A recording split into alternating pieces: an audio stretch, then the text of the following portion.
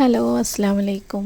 ഇന്ന് പൊന്നൂസേ വലിയ മോള് നിസ്കരിക്കുമ്പോൾ കൂടെ നിസ്കരിക്കാൻ വേണ്ടി സമ്മതിക്കാഞ്ഞിട്ട് കരയായിരുന്നു കേട്ടോ. അപ്പോൾ ഓൾക്കും വേണ്ടി കൂടെ നിന്നെടുക്കുകയാണ്.